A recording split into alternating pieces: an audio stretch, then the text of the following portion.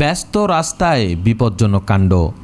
হাত ছেড়ে বাইক চালানো থেকে শুরু করে চলন্ত বাইকে দাঁড়িয়ে কেরামতি সবই করছেন এক তরুণী।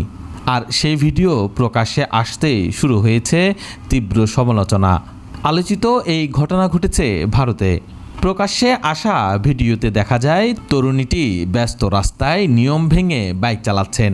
কখনো হাত ছেড়ে কখনো চলন্ত বাইকে দাঁড়িয়ে অবাক করা সব কাণ্ড করে ফেলছেন তিনি।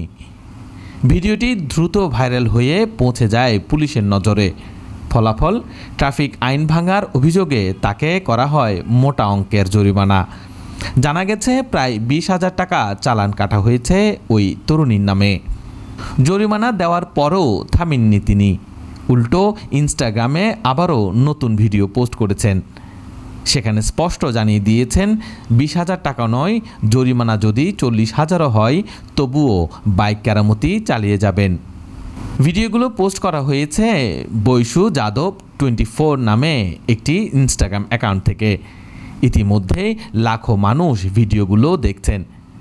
লাইক কমেন্টের পাশাপাশি কড়া সমালোচনাও এসেছে।